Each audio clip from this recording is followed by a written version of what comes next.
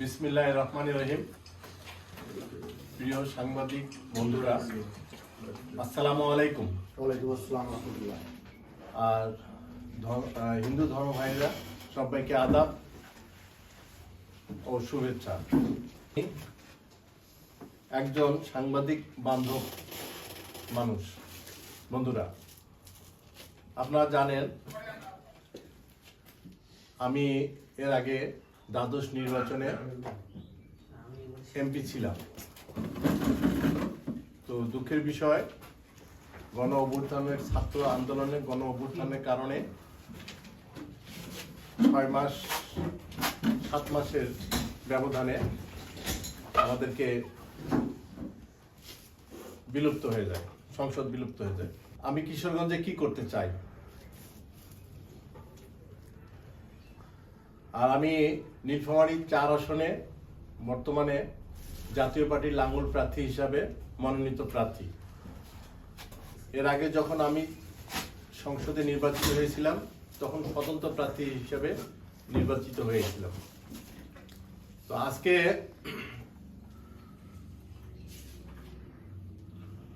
আমার এলাকায়, কিশোরগঞ্জ এলাকায় যে সমস্ত সমস্যা সেগুলো আমি তুলে ধরব। বিশেষ করে যে কিশোরগঞ্জের রাস্তার প্রচুর পরিমাণে অবহেলিত, রাস্তাঘাটের যোগাযোগ খুবই খারাপ অবস্থা, এবং কিশোরগঞ্জে আমি মনে করি বিশেষ করে রাস্তাঘাটের উন্নয়ন না করলে কিশোরগঞ্জ ডেভেলপ হবে না।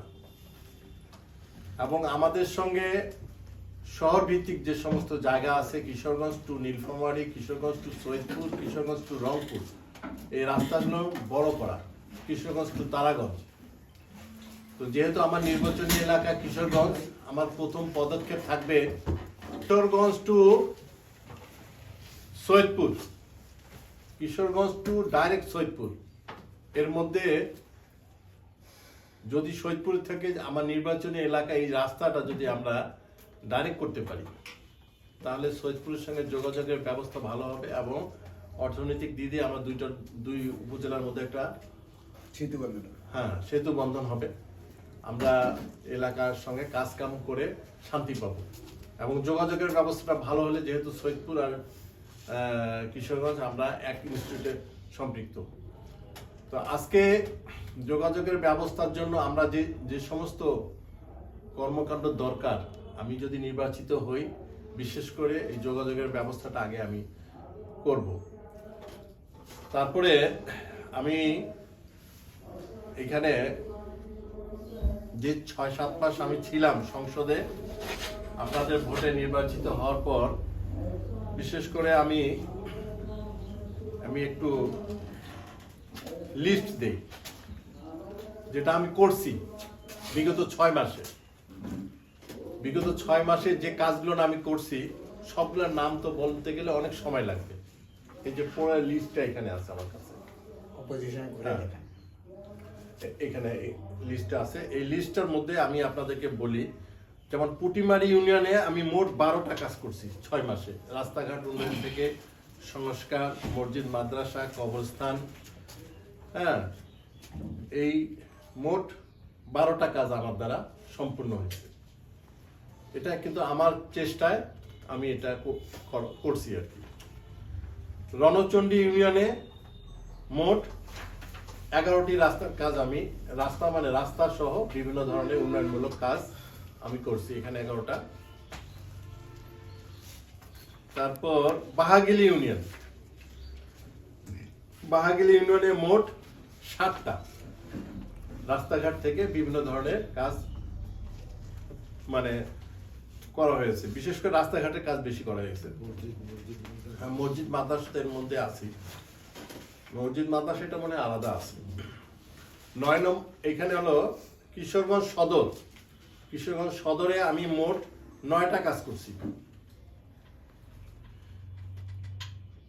9টা কাজ করছি, তার মধ্যে সাঁকো নির্মাণও আছে, ব্রিজ নির্মাণের কাজও আছে। গোদা ব্রিজ। তো যাই হোক, এখানে রাস্তাঘাটের, মসজিদেরও কথা উল্লেখ আছে, ময়দানের কথা উল্লেখ আছে, মাটি ভরাট করার উল্লেখ আছে। মোট 9টা কাজ আমরা করছি আর কি। আমি করছি আর কি। তো নিতা ইউনিয়নেও মোট 9টা এইভাবে কাজ করা হয়েছে, মোট 9টা ইউনিয়ন আমাদের। তারপর মাগুরা ইউনিয়নে মোট 4টা, কিন্তু অনেক বড় বড় কাজ করা হয়েছে আর কি মাগুরা ইউনিয়নে। তারপরে বড় ভিটা ইউনিয়নে মোট 5টা কাজ করা হয়েছে। হ্যাঁ, সব রাস্তাঘাট থেকে। আপনার গারাগ্রাম একটা বড় রাস্তার কাজ করা হয়েছে এবং বাকি সব মিলে 3টা রাস্তার কাজ করা হয়েছে।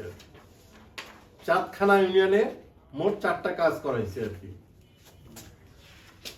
এবং এই তো মোট সব মিলে 9টা ইউনিয়নের কাজ আমি 6 মাসে, এটা আমার চেষ্টায়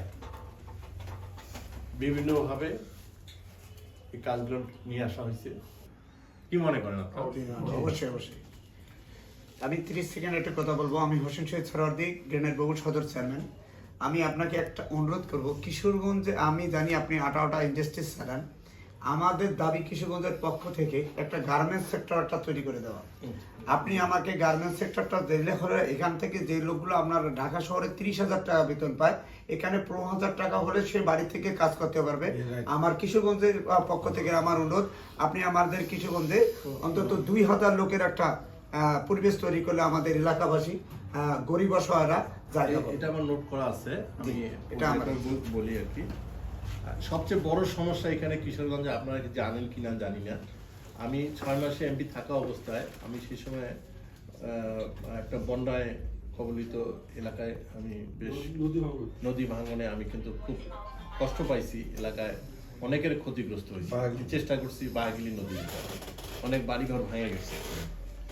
এবং প্রতি বন্যায়, প্রতি বর্ষার টাইমে প্রচুর পরিমাণে মানুষের ক্ষয়ক্ষতি হয় এবং চাষাবাদেরও সমস্যা হয়, অনেক জমি প্লাবিত হয়ে যায়। এটাকে যদি আমরা বাঁধ নির্মাণ বা ওই কি বলে এটাকে, হ্যাঁ, এটা যদি আমরা বাঁধের সাইড এটা যদি আমরা নির্মাণ না করি, তাহলে আস্তে আস্তে কিশোরগঞ্জটা কিন্তু বিলুপ্ত হয়ে যাবে। এই জন্য এখানে এই ধাইজান যে নদীটা আছে, আর একটা আছে চারল কাটা নদী। এই 2টি নদী কিন্তু বড় নদী, 2টা নদী কিন্তু অনেক বড় নদী। এই 2টা নদী ছাড়াও এখানে কিন্তু অনেকগুলো নদী, ছোট নদী এই কিশোরগঞ্জের উপর দিয়ে গেছে। একটা উপজেলার মধ্যে এই 2টা নদী যাওয়া মানে বড় নদী, এবং তার ছাড়াও আরো নদী আছে। এই নদীগুলো যদি আপনার সংস্কার না করা হয় এবং বাঁধ নির্মাণ না করা হয়, এক সময় দেখা যাবে যে কিশোরগঞ্জের মানে মানুষ অনেক ক্ষতিগ্রস্তের মধ্যে পড়ে যাবে। এটা খুব জরুরি হয়ে পড়ছে কিশোরগঞ্জ। আমি এটা নিয়ে আমি মনে করি যদি আমাকে আপনারা নির্বাচিত করেন, আমি এই বিষয়ে আপনাদেরকে কথা দিলাম যাতে বাঁধ নির্মাণ করা যায়, সে ব্যাপারে আমি সর্বোচ্চ আমি সর্বোচ্চ চেষ্টা করব এই বাঁধ নির্মাণের জন্য। আর একটা নদী আছে, যেটা কি নদী যেন, ওটা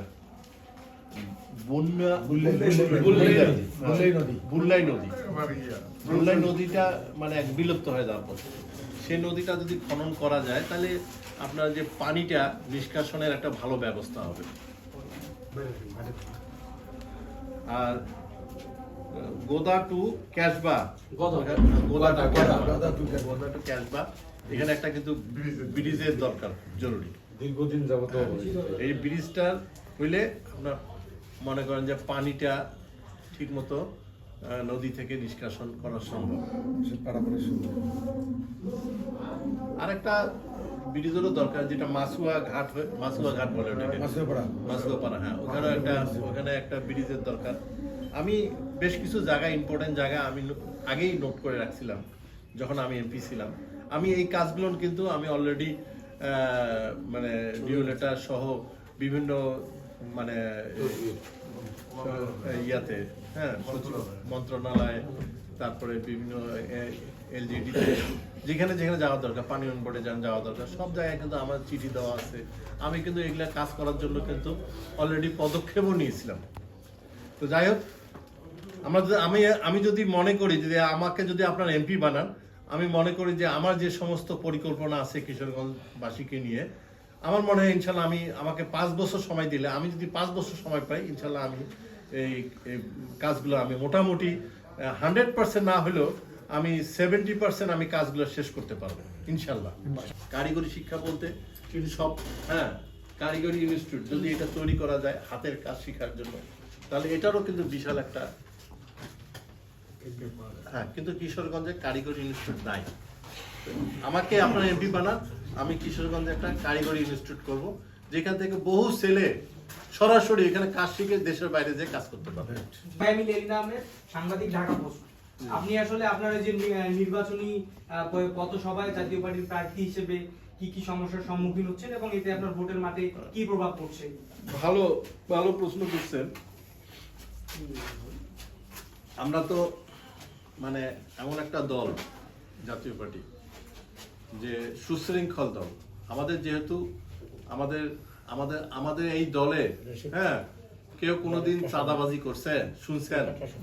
আমি কোনো এই যে 6-7 মাস ছিলাম এমপি, কোনোটা শুনছেন কারোটে 10 টাকা আমি নিছি? কাহ যদি কবর পায় তো আমি এমপি দাঁড়াবো না, এটা থেকে আমি রিজাইন দিয়ে দিব। তো ঘটনা হলো যে আজকে এই জাতীয় পার্টি চাঁদাবাজির দল না, কোনো হুড়ো হাঙ্গামায় থাকে না। আমরা কেউ যদি অন্যায় কথা বলে আমরা সহ্য করিনি। তো আজকে যেহেতু উনি প্রশ্ন করছে আমাকে যে আপনারা পথসভা করতে যে কোনো সমস্যার সম্মুখীন হচ্ছেন কিনা, আমি একটা ইম্পর্টেন্ট কথা বলি। আমাদের দেশে একটা ভোটারের আমার যেরকম অধিকার আছে, এখানে যে প্রধান উপদেষ্টা যেটা আমাদের ইউনুস সাহেব আছে, ওনারও যেটা অধিকার আছে, একটা সাধারণ ডোম চামার যা আছে তারও সেই সমান ভোটের অধিকার। সেই হিসাবে আমি মনে করি যে কোনো লোক, যেমন মনে করেন আওয়ামী লীগের একজন লোক, সে আওয়ামী লীগ করে, তার তো একটা ভোট আছে না, সেটাকে বিলুপ্ত করছে আছে, তো আমি তার কাছে যাইতে পারি না? আপনাদের কাছে প্রশ্ন, তা আমি যদি তার কাছে ভোট চাইতে যাই, এটা যদি অপরাধ হয়ে থাকে, তাহলে ওরা যদি ভোট চাইতে যদি অপরাধ না হয়ে থাকে, ওদের কাছে যে যাচ্ছে, ওরাও যাচ্ছে। আমার বিপক্ষে যারা আছে, যেমন নাম ধরে বলি, বিএনপি যাচ্ছে, জামাত যাচ্ছে, আরো অন্যান্য দল যাচ্ছে তাদের কাছে ভোট চাইতে। আমি ভোট চাইতে চাইলে তাদের এগেনস্টে দোষর হয়ে যাচ্ছে, মামলা করতেছে, তাদের এগেনস্টে কর্মীদেরকে হয়রানি করতেছে। এটা ভাই কোন জায়গায় আসি দাঁড়াইলাম, আর কোন দেশে আমরা আসি বসবাস করতেছি? এই গণতন্ত্রের দেশে কি এইটা সুযোগ আছে? এই বৈষম্যটা কেন? এই বৈষম্য জায়গাটা তো ঠিক রাখার দরকার। আমরা আজকে যে জন্য এই দেশটাকে আবার গণ অভ্যুত্থানের মাধ্যমে আজকে আবার এই ইলেকশনটা আপনারা নিয়ে আসছেন, তো সেটার ফলপ্রসূ কোথায় রেজাল্ট আসতেছে? আপনারা দেখেন, আমার সঙ্গে চলেন, আমি আজকে আপনাদেরকে নিয়ে একটা যে কোনো একটা বর্তমান যে সরকার আছে। ধন্যবাদ। আপনি ভাই শেষ পর্যন্ত ভোটের মাঠে যদি যে কোনো পরিস্থিতি ভোটের মাঠ বয়কট করবা, মানে ভোটের মাঠে শেষ পর্যন্ত না থাকার কোনো পরিকল্পনা এই ধরনের কোনো আছে নাকি? না, আমার তো এই ধরনের কোনো পরিকল্পনা নাই। যদি প্রশাসন যদি ঠিক থাকে আর যদি সরকার কথা দিছে ইলেকশন সুষ্ঠু হবে। এখন আমি প্রথমে কথা বলছি যে সময় এখন অনেক সময় আছে। এই সময়ের ভিতরে ইনশাল্লাহ, কারণ এটা সরকারের একটা বিশাল ব্যর্থতা হয়ে যাবে যদি ইলেকশন সুষ্ঠু না হয়। এটা ইলেকশনটা যদি সুষ্ঠু না হয়, সবচেয়ে এই সরকারের বিশাল ব্যর্থতা আসবে এবং তাদের প্রয়োজনে এই ইলেকশনটাকে সুষ্ঠু করতেই হবে আমি মনে করি। না হলে তাদের কিন্তু খুব বিশাল বিপদ। এটা এই হিসাবে আমি মনে করি যে ইলেকশনটা সুষ্ঠু করাই নিতে হবে তাদেরকে। সাংবাদিক, আমি একটা বিষয় আপনাকে জানতে চাচ্ছি। কিশোরগঞ্জ জেলার সৈয়দপুর, আপনি তো মোটামুটি এখন মাঠে নামে গেছেন, কোন দিকে বেশি সাড়া পাচ্ছেন এবং আপনার কি মনে হয় এই দুই ইয়ার মধ্যে বেশি ভোট পাবেন কোন ইয়াতে, সৈয়দপুরে না কিশোরগঞ্জে? বিশাল প্রশ্ন করে এখন শোনেন, মানে কঠিন প্রশ্ন, বুঝছেন না? ভোট তো হলো সবার মনত আছে। হ্যাঁ, তো ঘটনা হলো যে আলহামদুলিল্লাহ আমি সৈয়দপুরটাকেও ছোট করে দেখবো না, কিশোরগঞ্জটাকেও ছোট করে দেখবো না। আমি সৈয়দপুরে যেরকম ভোট পাবো ব্যাপক আকারে, আর কিশোরগঞ্জও আরো বেশি ব্যাপক আকারে। ধন্যবাদ।